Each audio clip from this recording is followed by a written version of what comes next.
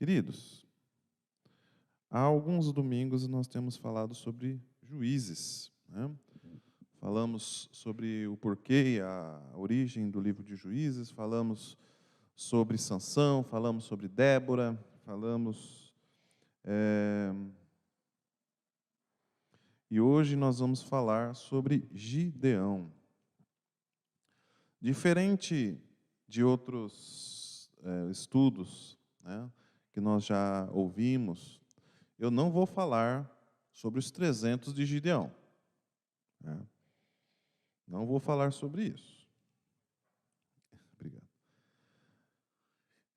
Nós vamos abordar algumas características da vida de Gideão que me chamaram muita atenção.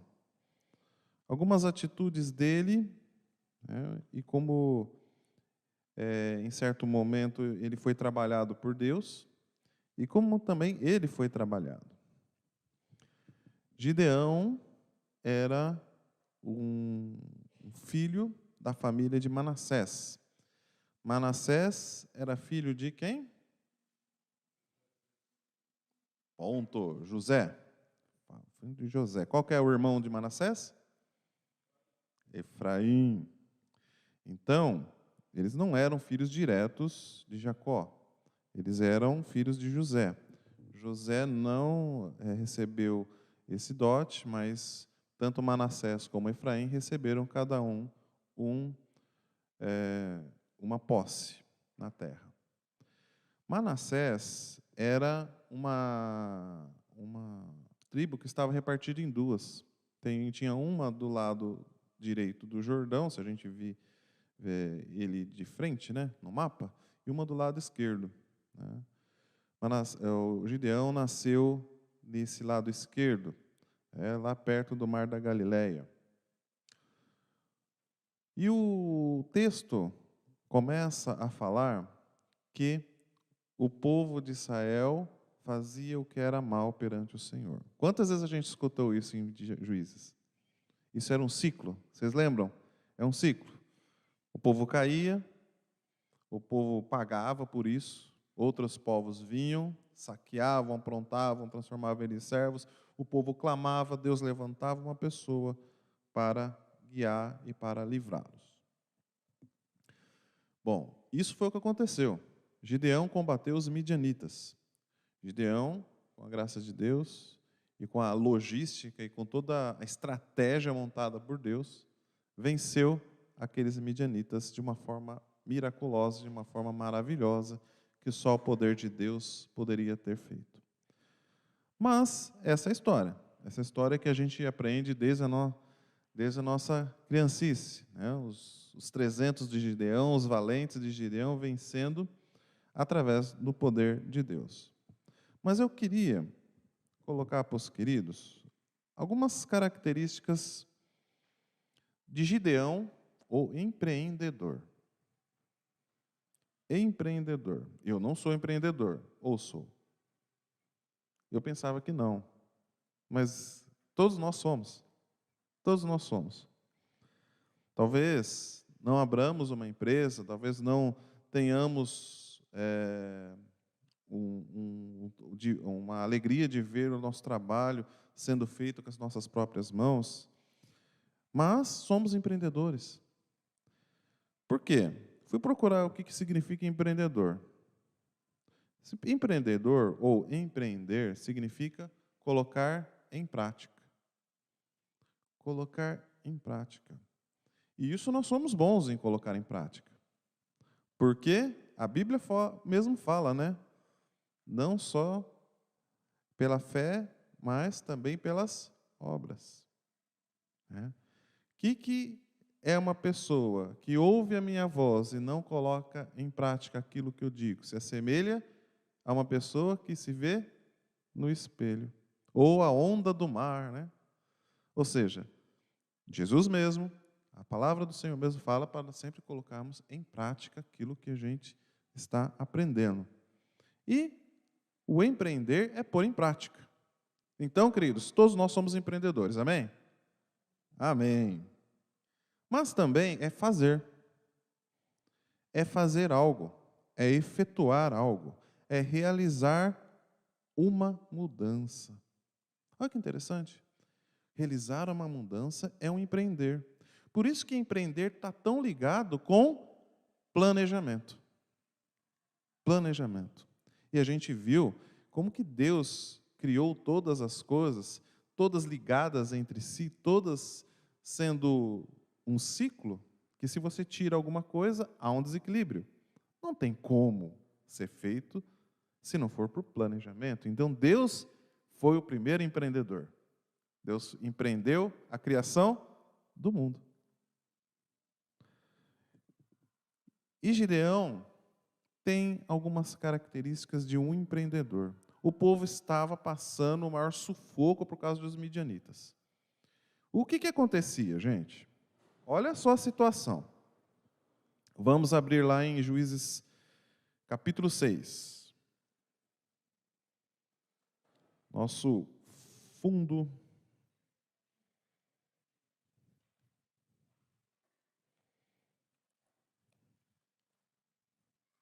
Deixa eu ver se eu consigo me... Juízes, capítulo 6.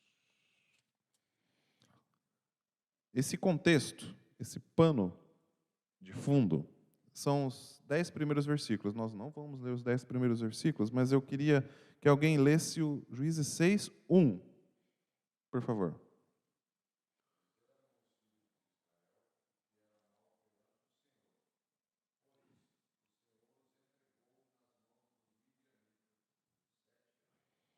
Ok. Midianitas. A Bíblia ela é cheia de surpresas. Quando Moisés fugiu, lembra de Moisés? História de Moisés? Lembra, né?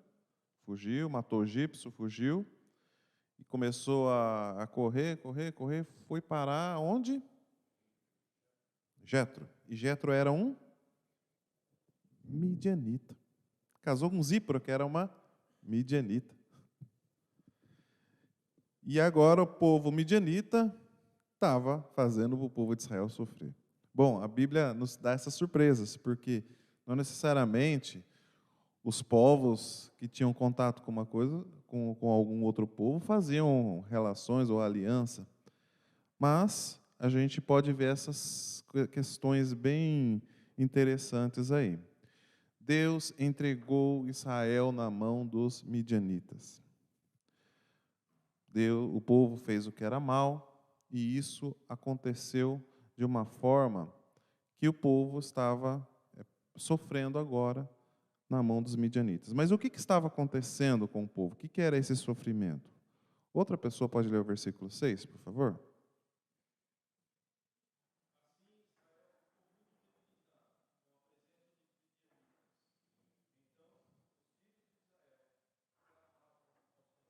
Um pouco antes desse texto, falava o que acontecia. O povo de Israel plantava, semeava. Quando estava perto da colheita, os midianitas iam lá e roubavam tudo, botavam fogo, pegavam o gado. Bom, naquela época, que um povo era extremamente agrícola, era de se esperar um sofrimento, pelo menos fome, necessidade. Né? Às vezes, nem mesmo roupa você estava fazendo, estava tecendo. Era essa a situação. Um povo de Israel que plantava, esperava a colheita, e vinha um outro povo e assaltava toda aquela região, causava muita destruição, muita desesperança, muita coisa de se pensar. Olha, 7 anos, que foi o tempo que eles ficaram sobre as mãos dos midianitas, 7 anos. A gente ficou 2 anos na pandemia. Mas 7 anos sofrendo toda vez. E se a gente pensar que determinados produtos agrícolas, você tem 2 colheitas no ano, você pensar que um povo fazia isso, olha, não tinha muito coisa para se safar, não. Era um sofrimento muito grande. E o povo clama. E o povo sabe para quem clamar, né? Clamou para Deus. E Deus mandou um profeta. O que o profeta falou lá no verso 10? Alguém pode ler?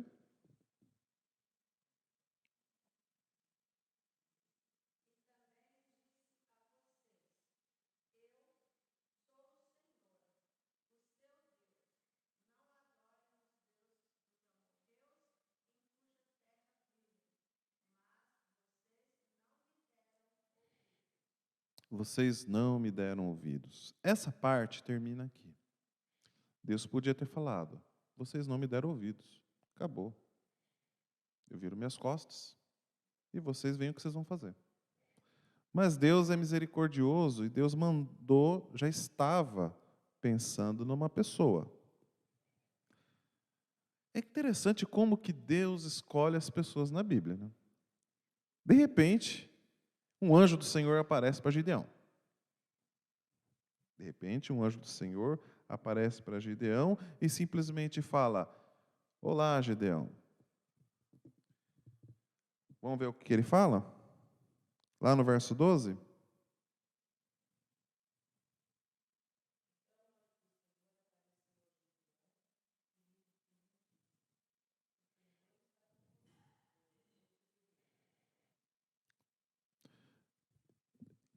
Gideão era guerreiro, era soldado.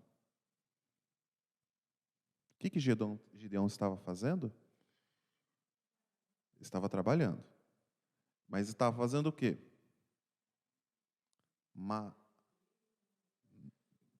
Isso. A Eleni já traduziu aqui para nós, né? Não vale. Mas Deus deu aquela repreenda através daquele profeta ao povo, mas ao mesmo tempo já estava preparando um jeito de trazer uma salvação para o povo, através dessa pessoa chamada Gideão, que era um plantador, que era um agricultor. Estava com seu feixe de trigo, então eu imagino que devia ser no meio do inverno, né, um tempo de seca, porque o trigo precisa ter um momento de seca, mas estava malhando o trigo em um lagar. E um lagar é um tanque de uvas. Para que serve o lagar? Vamos ver se alguém sabe. Sim, e como? Aê!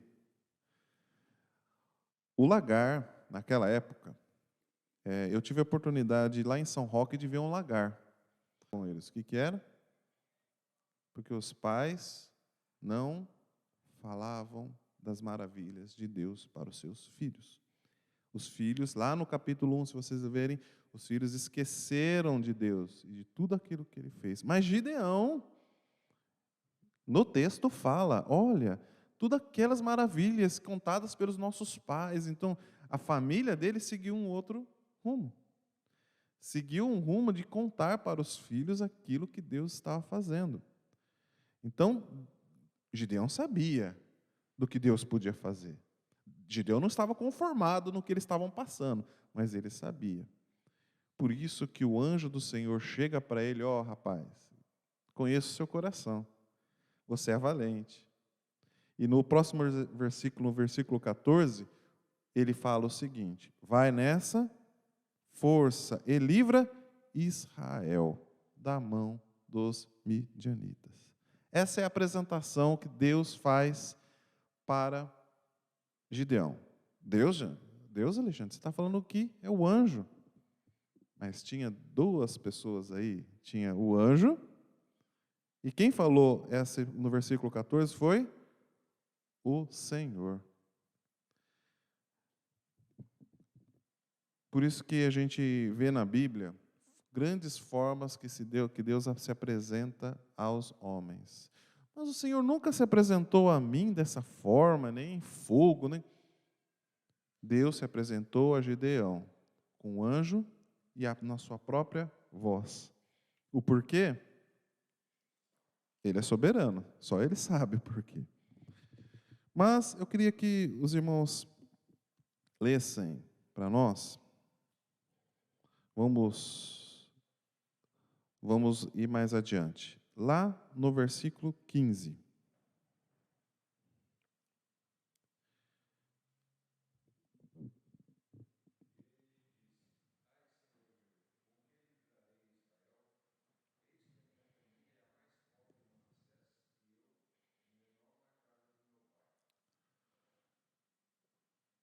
Gideão recebe a missão. E qual foi a primeira resposta dele? Oi? Sou fraco. Sou o menor da minha família. Sou a família mais pobre, mais mirrada. Quem que eu sou? Sou um agricultor aqui, escondido, batendo o trigo aqui para não morrer de fome. Quem que sou eu?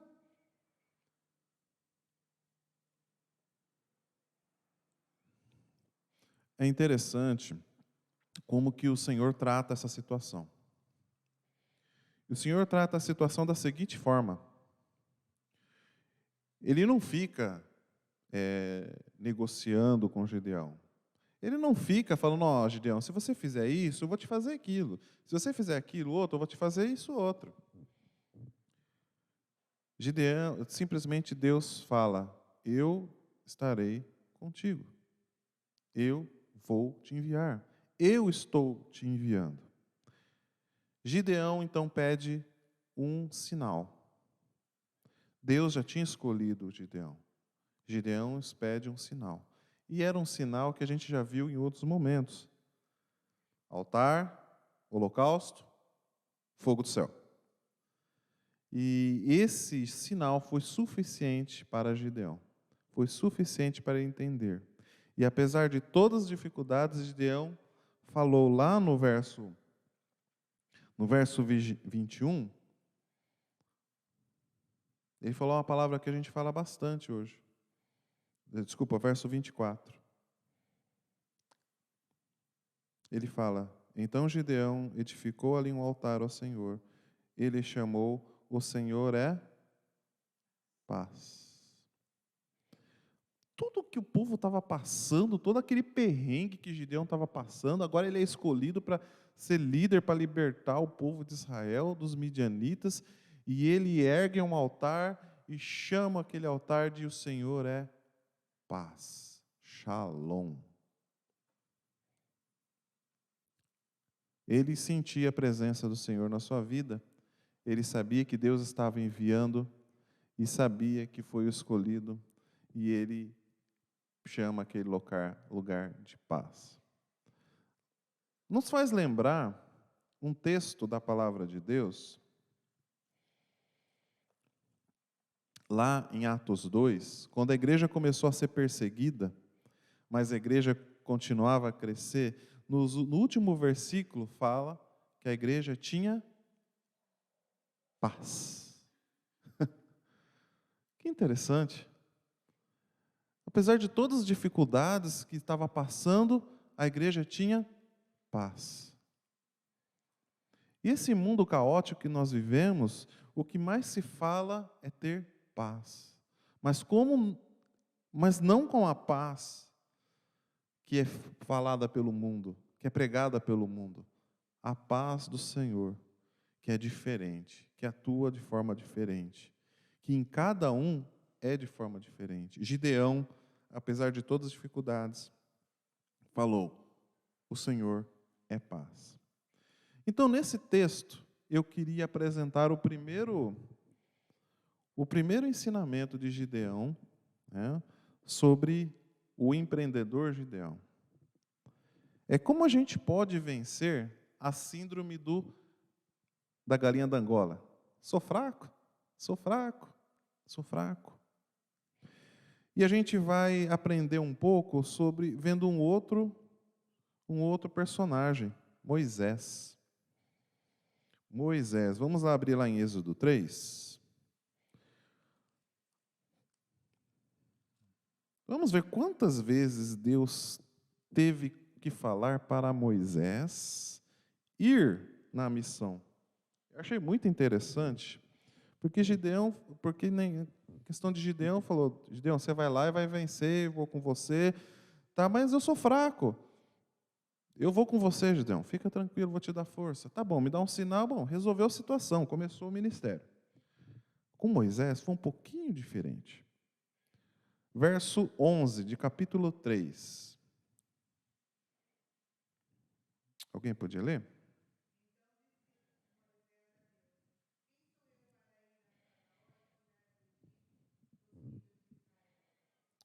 Então, essa foi a primeira exclamação de Moisés, né? Ou pergunta irônica, como a gente queira falar, né? Quem sou eu? Não é parecido com a do Gideão?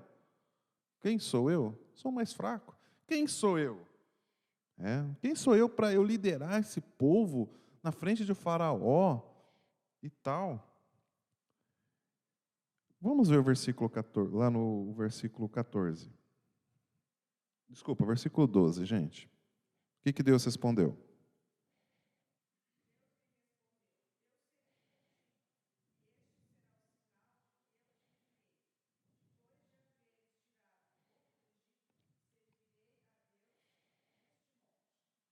Deus oferece uma resposta, vamos colocar assim, mais abstrata, né? Eu vou ser contigo, que foi a resposta que Deus deu para Gideão. Com Moisés, Deus faz no mesmo sentido. Eu vou ser contigo, eu vou te enviar, e o sinal vai ser o seguinte: quando vocês saírem do Egito, vocês vão vir nesse monte, era o Monte Sinai, e vão me adorar. Moisés pensou, mas peraí, está faltando coisa aí, né? Tudo bem, vou chegar lá, falar, o Senhor me enviou. Moisés não se convenceu. Verso 13. Essa foi a primeira desculpa de Moisés. Verso 13.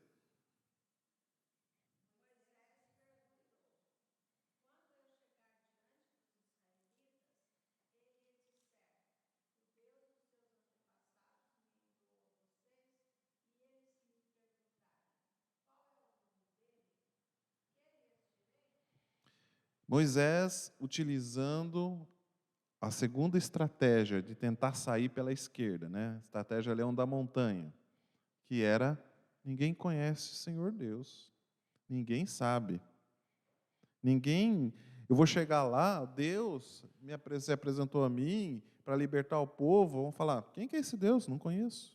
Moisés estava usando uma estratégia de que o povo está lá no Egito, já se esqueceu de Deus, nem sabe quem é mais Deus. Então, Moisés coloca em jogo a identidade de Deus. A identidade. Talvez Moisés não tivesse o vínculo com Deus necessário para saber quem era Deus. Ele viveu 40 anos dentro daquele palácio, agora estava vivendo 40 anos junto com um povo que não era temente a Deus. Pode ser que tudo aquilo que ele tenha ouvido falar sobre as maravilhas, sobre um Deus do povo hebreu, tenha ido pelo ralo. Então, pode ser que até mesmo ele esteja não reconhecendo Deus. Tanto que quando Deus se apresenta para ele, Moisés, ele fala, eu sou Deus dos seus pais, Deus de Abraão, Deus de Isaque, Deus de Jacó. Relembrando a aliança que ele fez com Abraão. E qual foi a resposta de Deus? Verso 14.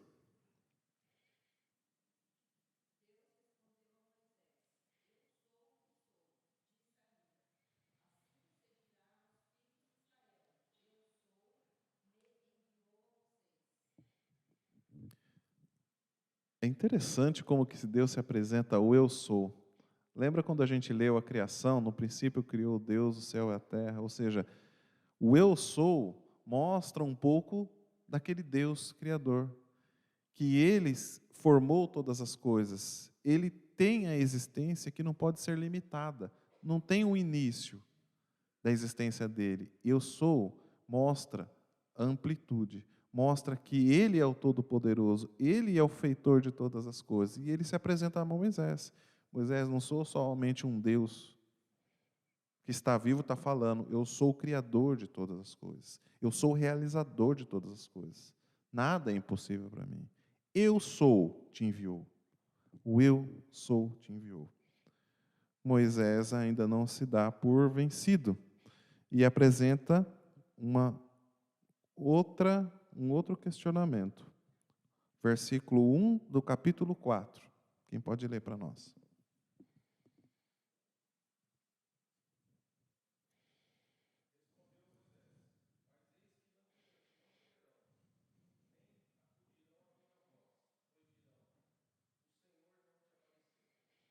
Moisés usando agora a questão da crença, você está mentindo para nós. Não apareceu Deus, é mentira sua. Moisés querendo invalidar todo aquele momento que ele estava passando com Deus e falando, o povo vai falar, não aconteceu nada, Moisés, você está mentindo para nós, qual é a sua? Você está pregando uma peça na gente. E qual foi a resposta de Deus? Pode ler lá, Loide, verso 3, capítulo 4.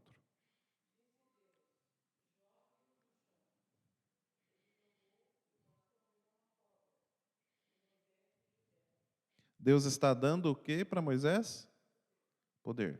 Sinais. Ou seja, somente um Deus que apareceu na frente de Moisés poderia estar dando sinais para Moisés mostrar ao povo. Olha o meu bordão, virou uma cobra. Até fala que Moisés fugia da cobra, né? E depois a mão leprosa. E enfiava novamente a mão e ela se tornava curada. Sinais. Deus não somente estava trabalhando com sua identidade, não somente estava trabalhando com eu vou ser contigo, mas estou te dando sinais. Só que sinais físicos para os outros verem. Com Gideão foi sinal para o próprio Gideão, para ele estar convencido que era Deus que estava falando com ele. Mas Moisés queria sair de qualquer forma dessa missão. No verso 10, lê para a gente lá, Luiz.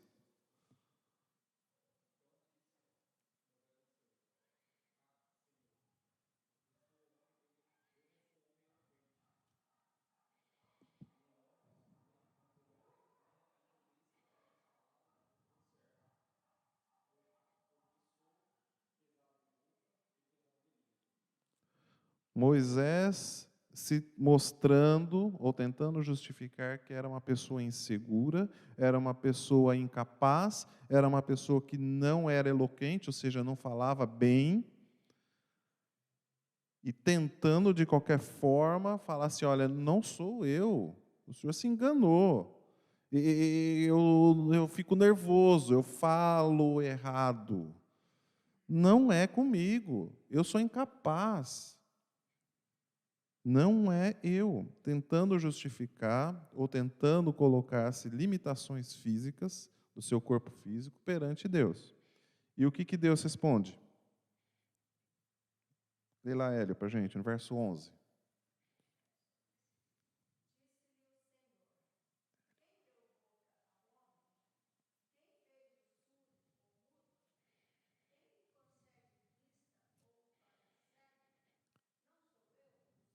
E a réplica de Deus é um tapa na cara de Moisés, porque fala: olha, sou eu, estou me apresentando para você, como o Deus, o eu sou, o Todo-Poderoso, eu vou te enviar, eu estou te dando sinais que você não pode fazer, eu vou ser com sua boca, eu vou te ensinar tudo aquilo que você tem que falar. Moisés não se vê escapatória. E aí ele se rende e assume o seu ministério, certo? Não. Moisés tenta a última jogada. Verso 13.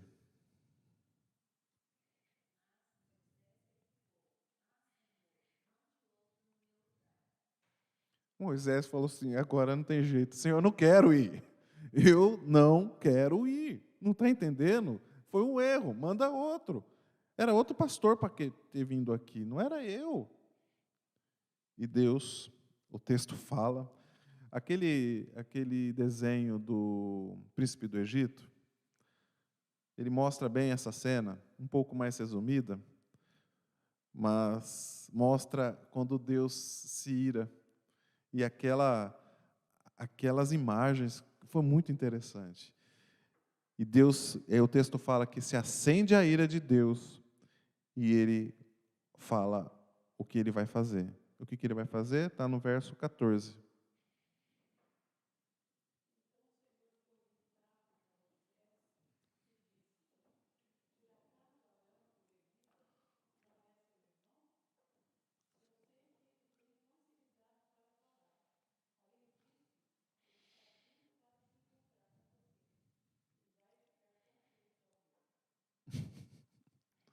Deus já estava preparando tudo.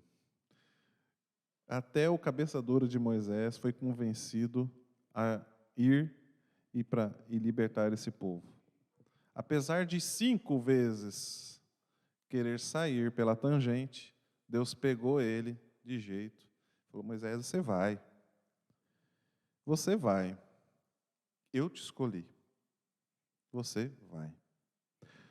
Bom, não fala o que Moisés pensou depois. Não fala se Moisés teve alguma estratégia para tentar fugir, que nem Jonas tentou fugir, mas Moisés foi. E começou toda a sua jornada, e a gente sabe onde terminou e tudo o que aconteceu. Mas eu queria que a gente fizesse uma reflexão. Moisés e Gideão, eles tiveram treinamento de liderança? Tiveram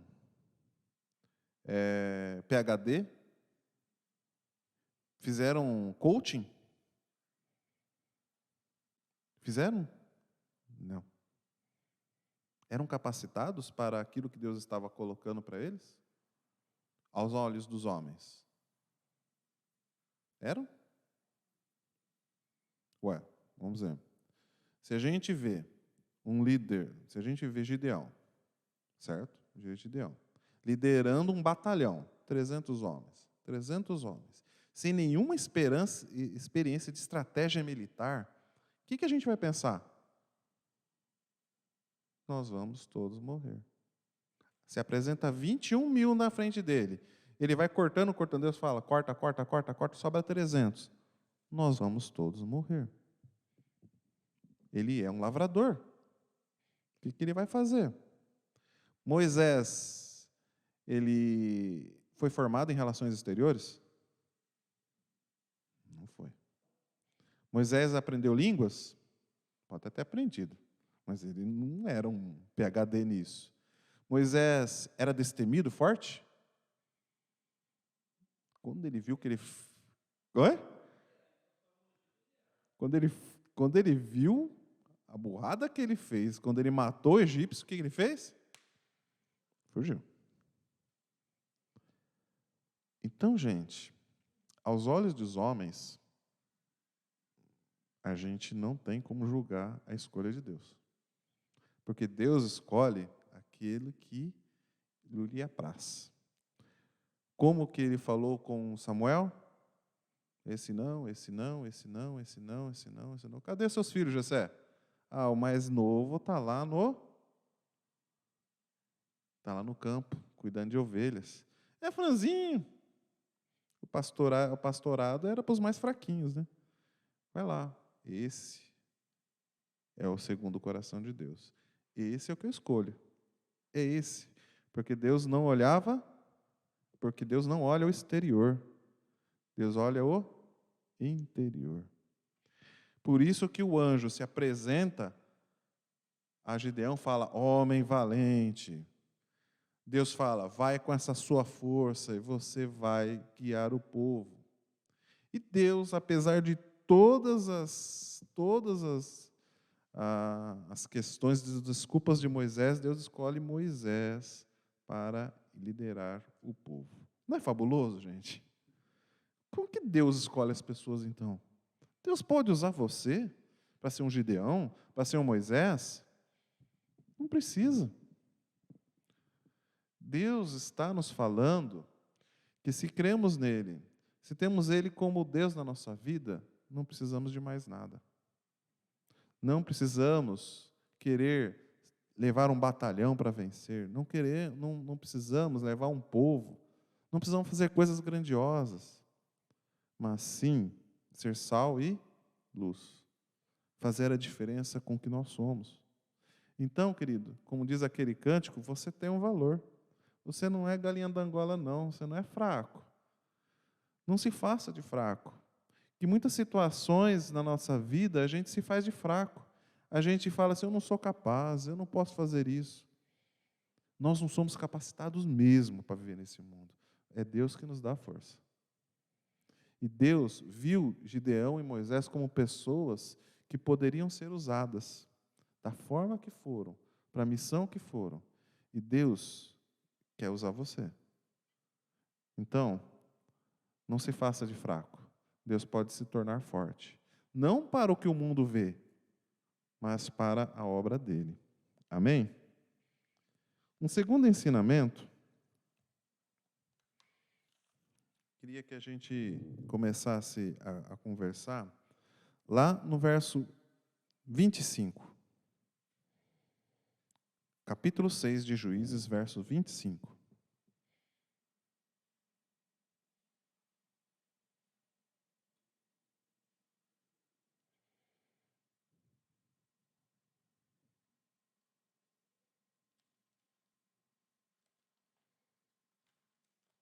Todos abriram? Então, eu vou ler o 25 até o 27. Naquela mesma noite, lhe disse o Senhor: toma um boi que pertence a teu pai, a saber, o segundo boi de 7 anos, e derruba o altar de Baal, que é de teu pai, e corta o poste ídolo que está junto ao altar. Edifica ao Senhor teu Deus um altar em cima deste, baluarte, em camadas de pedra, e toma o segundo boi, e o oferecerás em holocausto com a lenha do poste ídolo que tiveres de cortar. Agora está no capítulo 6 de Juízes, verso 27. Então Gideão tomou 10 homens dentre seus servos e fez como o Senhor lhe dissera. Temendo ele, porém, a casa de seu pai e os homens daquela cidade, não o fez de dia, mas à noite. Deus tinha uma primeira missão para Gideão. E a primeira missão vai ser fazer um altar. Ah, joia, Senhor, vou fazer um altar. Vai ser na sua casa, viu, Gideão? Beleza, tranquilo. Faça um altar para o Senhor, faça um sacrifício, o Senhor vê o meu sacrifício, tudo beleza. Vai ser com a lenha do ídolo que está na casa do seu pai. Peraí, meu pai, sacerdote de Baal, líder religioso aqui da família, da cidade. Senhor, será? Vai lá. E pega os 2 bois da casa do seu pai, tá? E Gideão fez à noite. Eu falei, vou fazer à noite, não quero ter problema. Pegou os 2, derrubou, quebrou, fez um altar de pedra, pegou o segundo boi. Eu não entendi por que a Bíblia fala, o que Deus fala, pega o segundo boi, não o primeiro, pega o segundo boi, corta, oferece em sacrifício ao Senhor, usando a lenha do poste ídolo, ou do ídolo. Usa a lenha para queimar. Muito interessante como que Deus dá tanto detalhe da forma que teria que ser feito. E Gideão fez. E Gideão fez de tal forma que causou um alvoroço. Quando todo mundo acordou naquele dia e viu que o ídolo estava caído, destruído, lenha servindo de fogo para queimar um sacrifício, quiseram saber quem foi. Descobriram que foi o Gideão. Falou, vamos matar. Pega o seu filho, traz aqui que a gente vai matar ele. Bom, o pai dele usou de sabedoria e também para livrar o filho. Falei, olha, ele derrubou um poste de ídolo de Baal. Deixa que o próprio Baal se vingue dele. Não é justo? A gente não viu coisa parecida lá no Monte Carmelo? O Elias falou, se Baal é Deus, que mande fogo, queime aí. Né? Até Elias fala, grita mais, que ele deve estar de férias, né? Está viajando, grita mais. O pai de Gideão utiliza uma forma bem diferente, mas bem semelhante, mas um pouco bem antes, em tempo, né? E fala, olha, se Baal é Deus, que deixe que ele se vingue. Essa foi a situação. Até mudaram o nome de Gideão para Jerubbaal. Bom, Gideão, ele fez uma coisa que, aos olhos de nós, pode ser, ele foi muito corajoso, ou ele foi muito doido, muito louco. Uma coisa é você ir numa casa de outra pessoa, ou na praça, derruba lá, mas ele fez na casa dele. Ele matou o mal pela raiz da casa dele. Nos diz muita coisa para nós. Que, para ele ser modelo, ele deveria começar pela casa dele. E Deus, através dessa atitude, estava falando, Gideão é o homem que eu escolhi, porque mexe até na casa dele. Quer começar a mexer na parte espiritual, na parte de religião, na parte de adoração ao Deus certo, na casa dele. Ele está sendo o modelo. Lembra de Josias, o rei? Joás, que ele começou a destruir todos os ídolos que tinham na casa, no palácio, na cidade. Gideão queria mostrar que só existe um Deus. E Deus usou Gideão para fazer exatamente isso. Comece da sua casa a fazer a limpeza. Comece da sua casa. Mas será que Gideão poderia olhar para tudo aquilo e falar, olha, na casa do meu pai não vai dar certo, vão querer matar meu pai, vão querer pegar eu, vai gerar muita confusão. O ensinamento que a palavra de Deus me ensinou sobre esse texto é que muitas vezes a gente teme o que as pessoas vão falar. A gente deixa de fazer algo porque a gente teme o que as pessoas vão falar. E a gente esquece que é Deus que nos enviou. A gente esquece que Deus que está conosco. A gente esquece que Deus que é a nossa fortaleza. Neemias 4, versículo 3.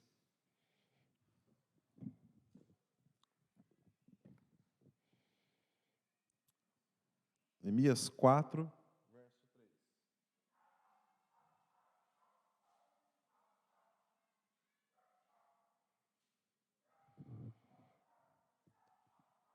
Pode ler, Marcos.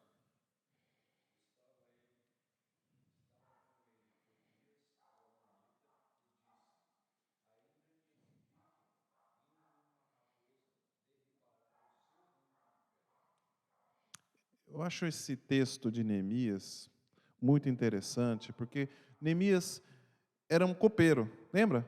Neemias copeiro? Não era engenheiro civil. Não era engenheiro civil, mas ele estava liderando uma obra de construção de muros. E aqueles muros não eram muro baixo, gente. Era muro grande, com pedras grandes. E ele estava liderando aquele empreendimento. Aí, pessoas muito bem mal intencionadas, começaram a falar na cabeça de Neemias, a falar e a acusar Neemias, primeiro, que ele estava traindo o rei. Então fizeram uma artimanha, documentos falsos, mandaram para o rei e falei, Neemias está reerguendo os muros para tornar Jerusalém forte novamente, vai ser contra você, vai te trair. Olha, Neemias está fazendo isso, olha, Neemias está fazendo aquilo. Olha, vamos montar soldados aqui para pegar os trabalhadores e acabar com a obra. Não conseguiram nada disso. Aí começaram a maldizer. Neemias, está tão fraca essa obra sua, que uma raposa, quando passar por cima, vai tudo desmoronar. Percebe, gente? Como que pessoas mal intencionadas, elas vão te atingir?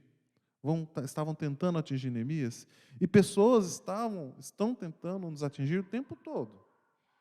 Muitas vezes são usadas para nos contradizer a nossa fé, para pararmos alguma coisa, para deixarmos de fazer uma mudança, para não realizarmos aquilo que é para fazer. Não vai dar certo, vai dar errado, não vai por esse caminho.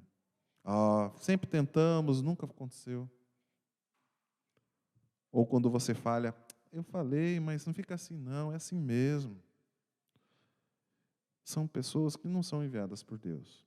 São pessoas que é para justamente derrubarem o muro, aquela obra que você está construindo. E pode ser, não precisa ser uma missão, não precisa ser uma coisa, um empreendimento, pode ser a sua vida, pode ser a sua mudança.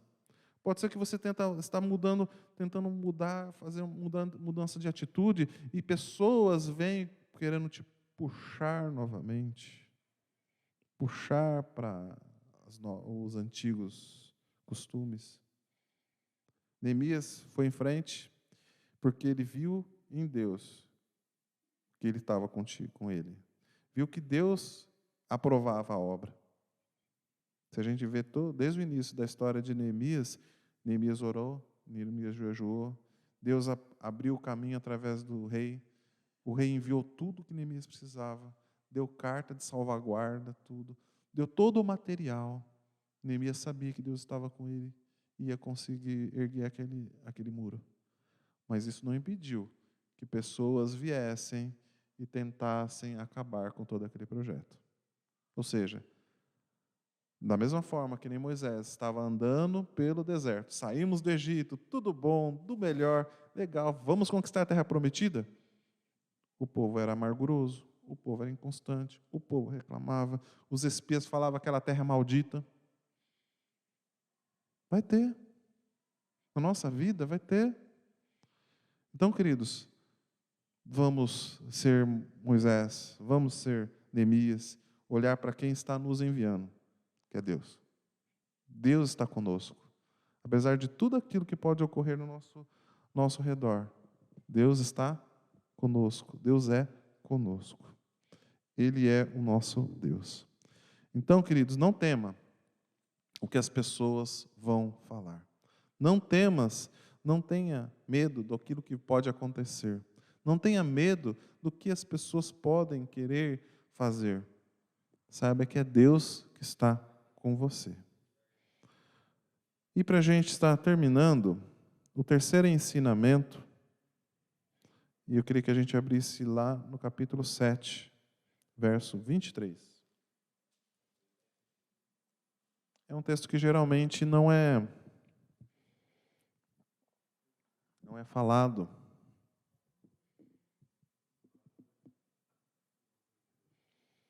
E eu queria apresentar uma palavra para os irmãos que os irmãos não conhecem. Quem conhece a palavra picuinha? Picuinha. Conhece, Lloyd? Picuinha? O que é picuinha, Lloyd?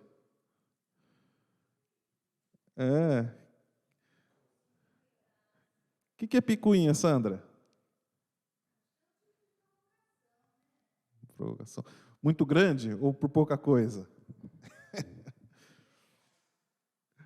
Eu achei muito interessante esse texto, e é um texto que geralmente não é abordado, né? Porque não faz parte do centro da história de Gideão. Então, eu vou ler do verso 23 até o verso 25, porque a gente tem que entender o contexto, tá? Então, Juízes 7, 23. Então os homens de Israel, de Naphtali e de Asser, e de todo Manassés, foram convocados a perseguir os midianitas. Bom, esse verso mostra aquela batalha dos 300 já aconteceu. Os midianitas foram destruídos, mas sobrou alguns que começaram a fugir. E a intenção dos midianitas era fugir pelo Rio Jordão, para voltar e descer para a terra deles. Eu sei que é meio, às vezes a gente não consegue geograficamente entender, mas imagina a Mar da Galileia, a batalha foi vencida, os midianitas tentavam cruzar o Jordão para fugir. Então era Manassés, que era da tribo de Gideão, era Naphtali e Asser. Eram essas 3 tribos aí, tá bom? Eles estavam perseguindo os midianitas. Bom a gente entender isso. Gideão enviou um mensageiro a todas as montanhas de Efraim. Guarda o nome. Efraim, dizendo: descei de encontro com os midianitas e para impedir-lhes a passagem pelas águas do Jordão e até Bet-ara. Convocados todos os homens de Efraim, cortaram a passagem pelo Jordão até Bet-bara. O que Gideão falou? Estou perseguindo os midianitas. Efraim, vocês são lutadores, vocês são bons. Faz o seguinte, faz uma barragem, barre com seus soldados, se os midianitas passando aí, vocês destroem eles. Eles não vão ter como escapar. Esse é o cenário, gente. 25. E prenderam os príncipes dos midianitas, Oreb e Zebe. Mataram Oreb na penha de Oreb, e Zebe mataram no lagar de Zebe. Perseguiram os midianitas e trouxeram as cabeças de Oreb e Zebe a Gideão da além do Jordão. Estratégia concluída com sucesso. Não deixaram os midianitas fugirem. Estavam perseguindo, usaram Efraim para fazer uma barragem, pegaram os midianitas, acabaram com eles, mataram os 2 príncipes. Quem foi que matou os 2 príncipes? A tribo de Efraim. Esse era o cenário. Sucesso, felicidade, vamos todos para casa, jantar e cantar bastante. Capítulo 8, verso 1.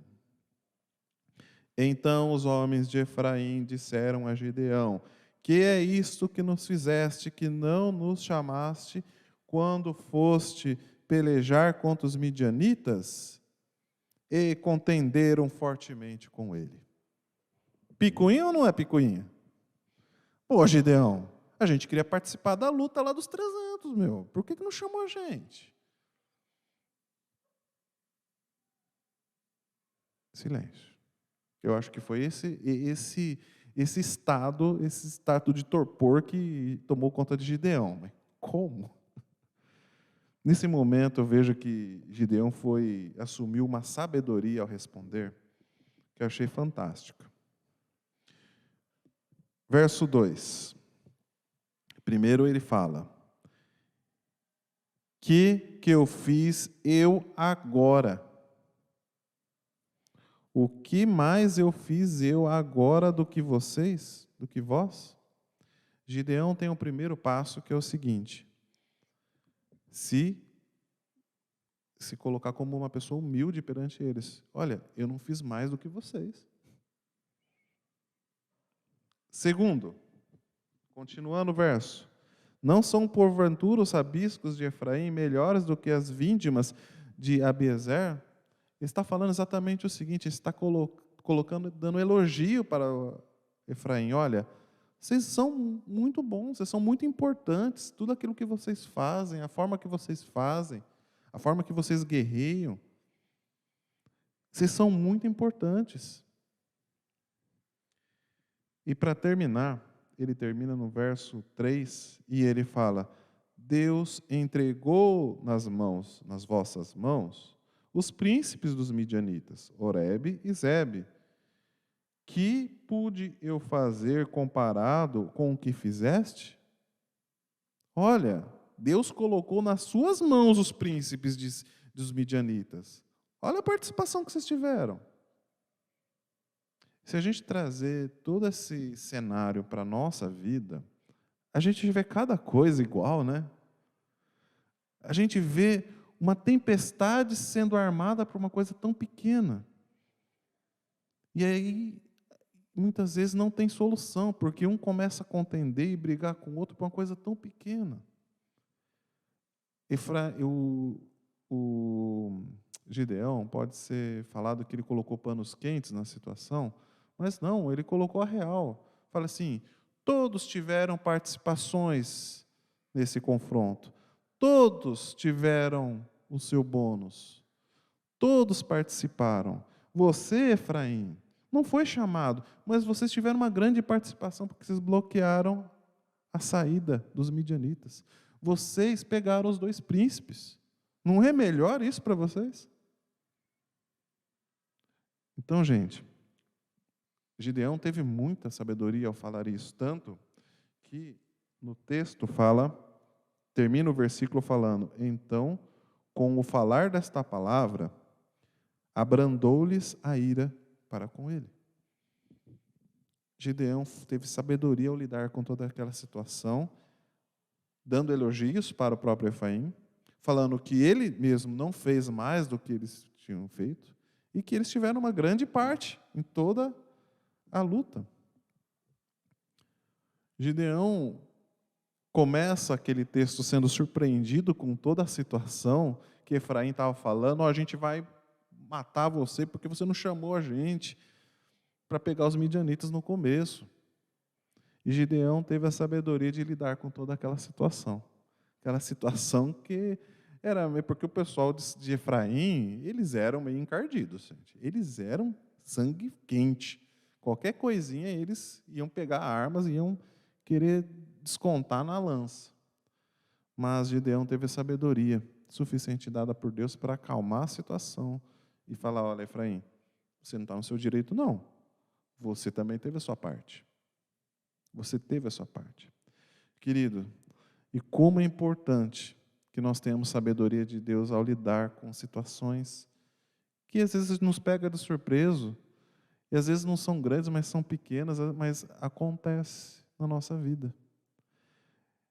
Que a gente tenha a sabedoria de Deus para que a gente não transforme pequenos problemas em coisas insolúveis. Em coisas insolúveis. Vocês já fizeram aquela experiência da água do óleo? Da água do óleo? Que você coloca água, aí você coloca óleo por cima. Né? E aí você, por mais que você misture, eles sempre vão se separar novamente. Agora imagine um copo d'água, certo? Você vai beber. E aí vem alguém e coloca uma gota de óleo nele. E aí você fala: como que eu vou beber isso? Como? O que a Bíblia está nos ensinando é: olha, ao invés de a gente ficar reclamando da gota de óleo, vamos pegar uma conta-gotas e vamos tentar tirar essa gota de óleo e tomar o copo d'água. Ao invés de a gente brigar por uma coisa tão pequena, vamos ver qual é a participação de cada um, qual é a situação, o que está nos levando a fazer tudo isso. Vocês lembram da tentação de Jesus? Jesus foi tentado e ele ficou quantos dias sem comer? 40. E só depois ele foi tentado. E o diabo usou exatamente isso. A primeira coisa que ele usou foi a necessidade física. E Deus e o Senhor Jesus falou: nem só de pão viverá o homem. Jesus podia ter cedido naquele momento. Era uma situação que o próprio Espírito de Deus, lembra? O Espírito de Deus o conduziu ele ao deserto. O Espírito de Deus o levou àquela situação, mas Jesus sabia para o que era aquilo. A necessidade que era aquilo. Muitas vezes vai vir pessoas que vão chegar em você e vão querer arrumar confusão com você por coisas pequenas. É um errinho, é aquilo outro. Ah, você fez isso. Vamos ter sabedoria de Deus e pensar: será que devemos levar isso até as consequências? Será que a gente não deve parar e pensar e dar uma de Gideão e falar: Senhor, me dá sabedoria para conduzir essa situação? Esse é o terceiro ensinamento, gente, que muitas vezes acontece na nossa vida. Que acontece problemas, sempre vão acontecer, mas por poucas coisas, muitas vezes, pessoas querem nos atingir, pessoas querem nos ofender, pessoas querem que a gente caia. E, querido, isso não é pouco, não. Eu queria que a gente terminasse esse momento com Filipenses, capítulo 2.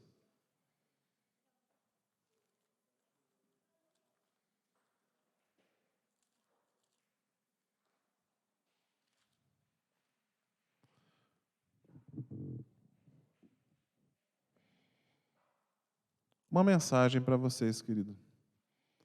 O empreender é para todos. Nem todos precisam ser empresários. Nem todos precisam ser grandes negociadores.